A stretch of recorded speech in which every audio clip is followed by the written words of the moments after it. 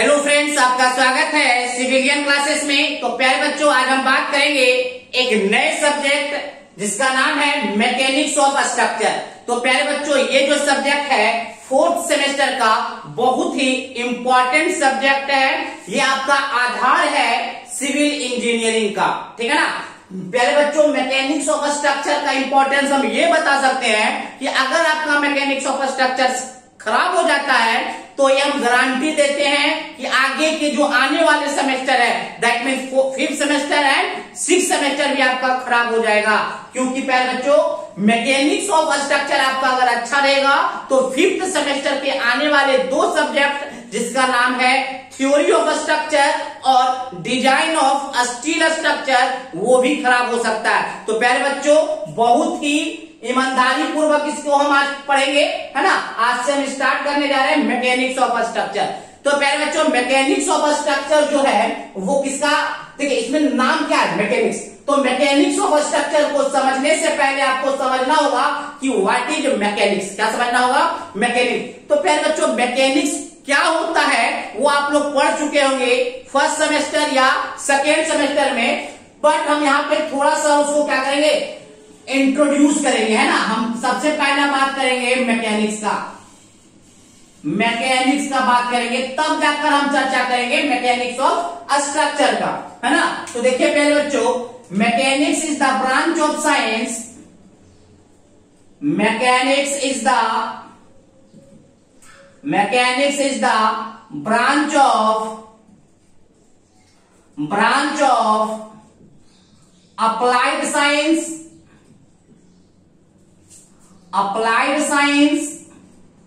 which deals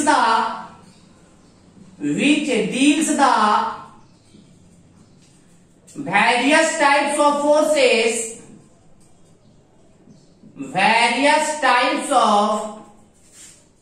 forces and their effect on the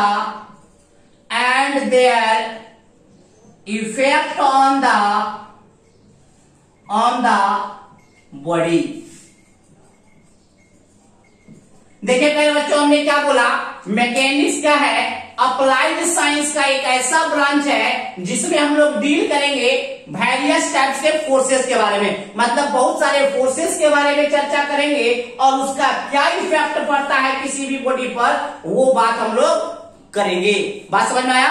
mechanics एक branch है applied science का जिसमें हम लोग चर्चा करेंगे, डील करेंगे बहुत सारे टाइप्स के फोर्सेस के बारे में और उसका क्या इफेक्ट पड़ता है। उसका कहने का मतलब है फोर्स का क्या इफेक्ट पड़ता है किसी भी बॉडी के ऊपर, वो हम बात करेंगे।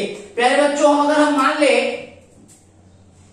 लेते हैं प्यारे बच्चों, ये कोई बॉडी है, ठीक है ना। इसमें प्यारे बच्चों बहुत सारा फोर्स लग रहा है, इसमें प्यारे बच्चों बहुत सारा फोर्स लग रहा है, बहुत सारा इसमें फोर्स लग रहा है। मान लेते हैं F1 force, F2 force, F3, F4, F5, F6, F7, है ना। देखिए बहुत सारा फोर्स लग रहा है। तो उन सारे फोर्सेस के बिहेवियर और कैरेक्टरिस्टिक्स के बारे में पढ़ते हैं और इस सारा फोर्स इस बॉडी के ऊपर लगने के कारण, इस बॉडी के ऊपर लगने के बाद इस बॉडी पे क्या इफेक्ट आता है वो हम मैकेनिक्स के अंदर पढ़ते हैं। हमने क्या बोला, मैकेनिक्स अप्लाइड साइंस का वह ब्रांच है जिसमें हम वेरियस टाइप्स के फोर्सेस के बारे में चर्चा करेंगे और उसका क्या इफेक्ट पड़ता है किसी भी बॉडी के ऊपर, ये बात हम करेंगे। पहले बच्चों, फोर्स हम पढ़ेंगे बहुत तरीके का होता है ना। बहुत कंप्रेसिव नेचर का होता है, टेंसाइल नेचर का होता है, बेंडिंग नेचर का होता है। तो उस सब बातें हम चर्चा करेंगे फिर से। ऐसे तो इस टाइप्स ऑफ फोर्स हम लोग पढ़ चुके हैं मैकेनिक्स में, बट कुछ बातों को हम लोग यहाँ भी याद कर लेंगे ताकि हमको जब हम मैकेनिक्स ऑफ स्ट्रक्चर पढ़ने जाए तो कोई प्रॉब्लम ना हो, ठीक है ना। चलिए, तो अब देखिए पहले बच्चों, बॉडी के आधार पे मैकेनिक्स को दो पार्ट में डिवाइड किया गया है, ना, बॉडी के आधार पे। चलिए, तो सबसे पहले हम बात करते हैं टाइप्स ऑफ मैकेनिक्स का। किसके बारे में बात करेंगे? टाइप्स ऑफ मैकेनिक्स का, है ना। चलिए पहले इसको नोट डाउन कर लीजिए प्यारे बच्चों। अगर हम बात करें, पहले इसको आप नोट डाउन करते रहिए। अगर हम मैकेनिक्स ऑफ स्ट्रक्चर के सिलेबस के बारे में चर्चा करें, मैकेनिक्स ऑफ स्ट्रक्चर के सिलेबस के बारे में अगर हम चर्चा करें तो देखिए प्यारे बच्चों, हमको 7 यूनिट पढ़ना है according to SBT syllabus. SBT syllabus के अनुसार हम लोग को मैकेनिक्स ऑफ स्ट्रक्चर के अंदर 7 यूनिट पढ़ना है, जिसमें पहला यूनिट है स्ट्रेस स्ट्रेन। क्या पढ़ना है? स्ट्रेस स्ट्रेन होता क्या है प्यारे बच्चों, जब हम इस यूनिट को डील करेंगे तो अच्छे तरीके से आपको समझ में आएगा। दूसरा यूनिट है elastic constant and principal stress. तीसरा यूनिट है shear force and bending moment. चौथा यूनिट है मोमेंट ऑफ इनर्शिया के बारे में। पांचवा यूनिट है स्ट्रेसेस इन बीम के बारे में। 2 तरीके का स्ट्रेस डेवलप होता है, bending stress and shear stress. उन दोनों स्ट्रेस के बारे में चर्चा करेंगे। एनालिसिस ऑफ ट्रस और लास्ट यूनिट है आपका स्ट्रेन एनर्जी। तो प्यारे बच्चों, अभी इसका इंट्रोडक्शन देने से अच्छा है कि जब हम यूनिट को स्टार्ट करेंगे उस समय इसका बेहतरीन तरीके से चर्चा कर लेंगे, ठीक है ना। तो चलिए इसको भी नोट डाउन कर लीजिए कॉपी में प्यारे बच्चों, ताकि आपको पता चल सके कि कौन कौन सा टॉपिक हमारे सिलेबस के अंदर है। चलिए, है ना।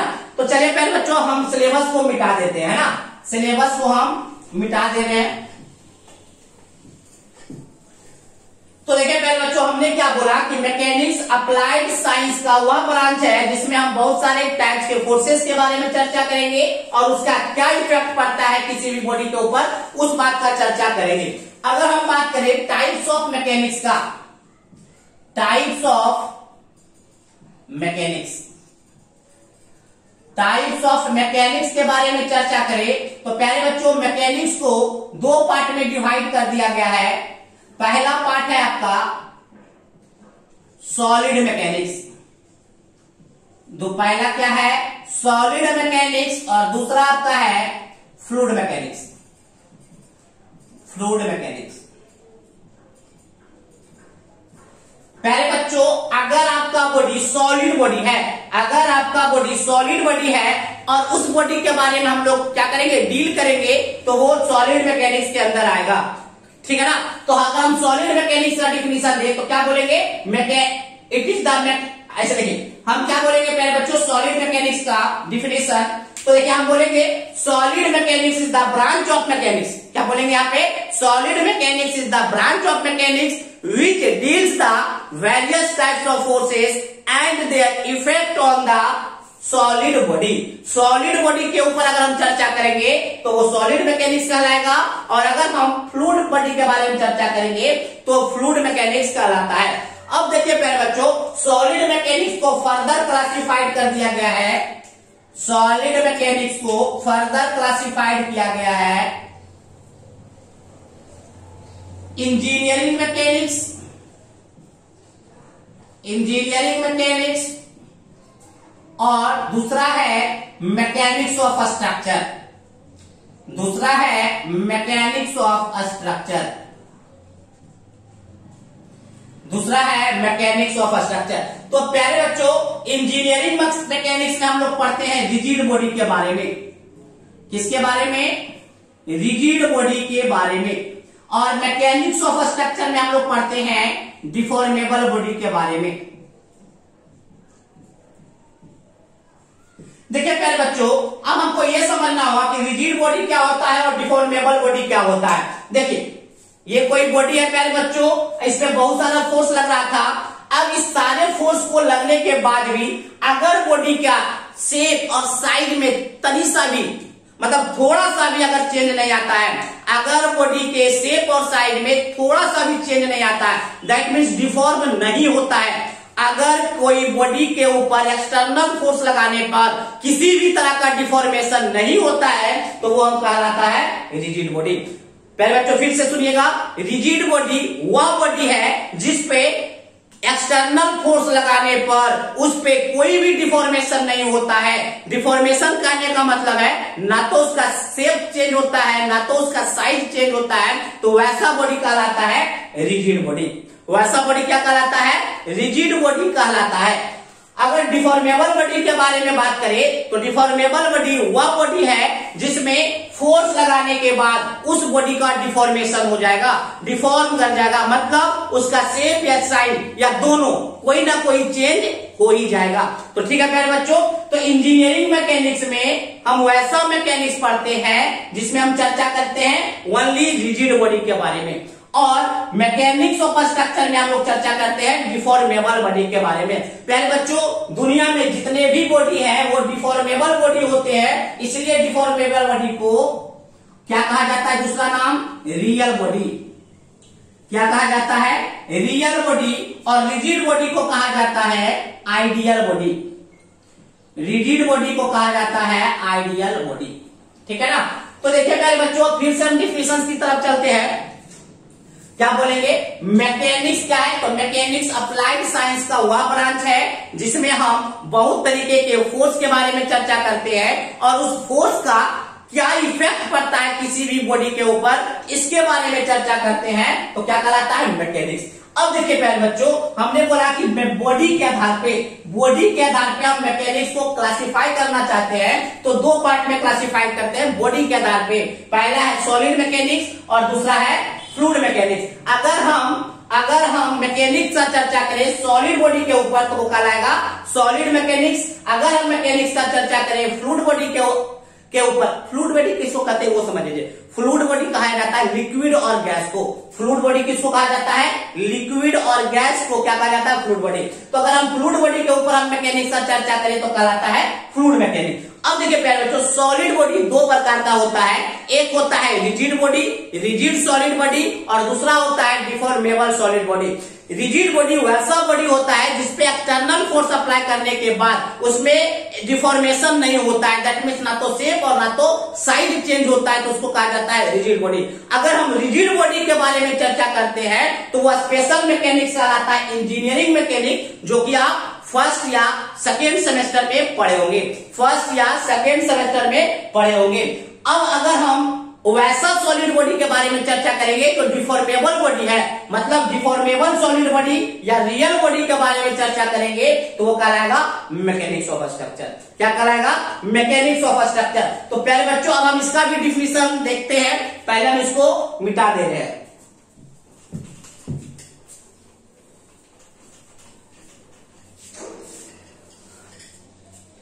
तो देखिए प्यारे बच्चों, सबसे पहले हम बात करेंगे सॉलिड मैकेनिक्स के बारे में। Solid mechanics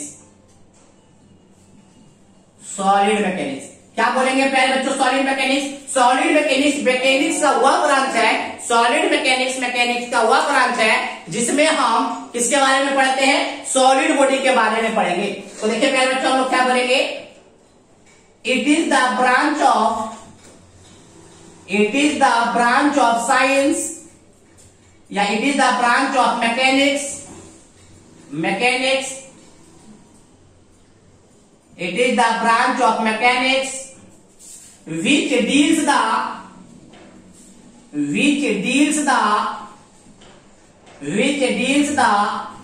various types of forces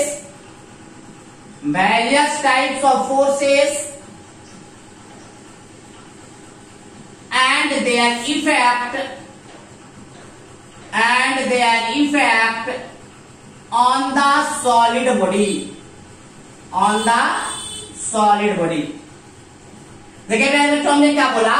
हमने बोला सॉलिड मैकेनिक्स का वह ब्रांच है जिसमें हम लोग क्या डील करेंगे? बहुत सारे फोर्सेस के बारे में डील करेंगे और उसका क्या इफेक्ट पड़ेगा कौन से बॉडी के ऊपर? सॉलिड बॉडी के ऊपर। वो क्या कहलाएगा? सॉलिड मैकेनिक्स कहलाएगा। और सॉलिड मैकेनिक्स को फर्दर क्लासिफाइड किया गया है। Solid mechanics is further classified into two types। पहले बच्चों, सॉलिड मैकेनिक्स को फर्दर क्लासिफाइड किया गया है। पहला है आपका इंजीनियरिंग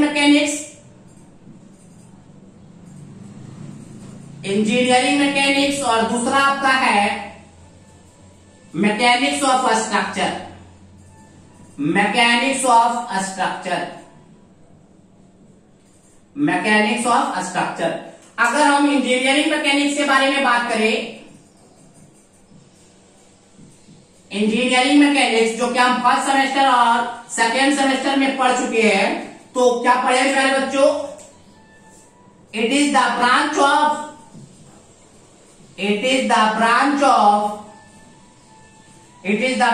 ऑफ सॉलिड मैकेनिक्स। किसका ब्रांच है? सॉलिड मैकेनिक्स का ही ब्रांच है ना। It is the branch of solid mechanics which deals the various types of forces and their effect on the rigid body. कौन सा बॉडी प्यारे बच्चों? Rigid body. इस रिजिड बॉडी का भी हम लोग डिफिनेशन देखेंगे, रिजिड बॉडी का भी डिफिनेशन देखेंगे। तो प्यारे बच्चों, अगर हम रिजिड बॉडी के बारे में चर्चा करते हैं, तो वह मैकेनिक्स क्या कहलाता है? इंजीनियरिंग मैकेनिक्स कहलाता है। और इंजीनियरिंग मैकेनिक्स हम लोग फर्स्ट सेमेस्टर और सेकेंड सेमेस्टर में पढ़ चुके हैं। जब आप पढ़े होंगे प्यारे बच्चों, अगर ध्यान होगा तो वहां पे देखे होंगे कि बॉडी का डिफॉर्मेशन नहीं होता था, मतलब बॉडी का लेंथ साइज चेंज नहीं करता था। अगर हम बात करें प्यारे बच्चों मैकेनिक्स ऑफ स्ट्रक्चर का, तो सेम डिफिनीशन होगा प्यारे बच्चों, बट रिजिड बॉडी के जगह पे क्या हो जाएगा? डिफॉर्मेबल बॉडी या रियल बॉडी। क्या बोलेंगे? It is the branch of science, या it is the branch of solid mechanics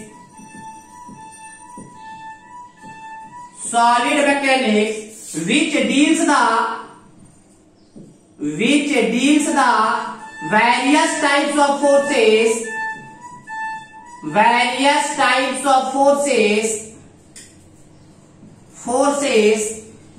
and their effect on the कौन सा बॉडी प्यारे बच्चों? डिफॉर्मेबल बॉडी को और क्या कहा जाता है? रियल बॉडी भी कहा जाता है। तो प्यारे बच्चों, डिफिनीशन आपको एकदम बेहतरीन तरीके से समझ में आ रहा होगा, मैकेनिक्स से ही डिफिनीशन आपको समझ में आ रहा होगा, है ना। चलिए अब देखिए प्यारे बच्चों, हमने सॉलिड मैकेनिक्स के बारे में चर्चा कर लिया। मतलब सॉलिड मैकेनिक्स क्या होता है? वैसा मैकेनिक्स जिसमें हम सॉलिड बॉडी के बारे में चर्चा करते हैं। सॉलिड मैकेनिक्स को दो पार्ट में डिवाइड कर दिया गया है, इंजीनियरिंग मैकेनिक्स और mechanics of structure.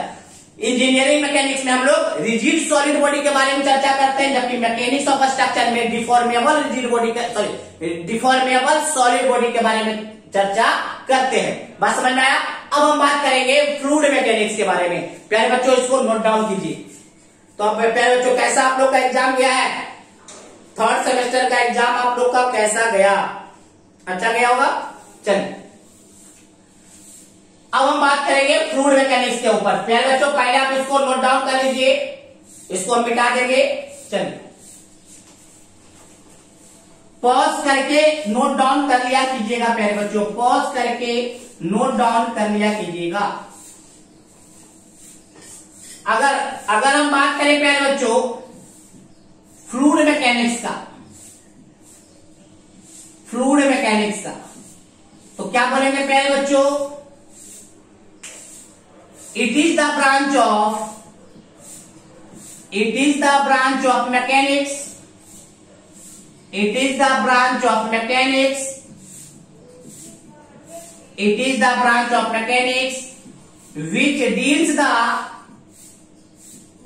which deals the various types of forces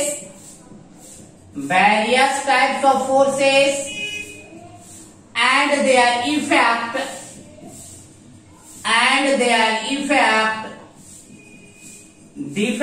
on the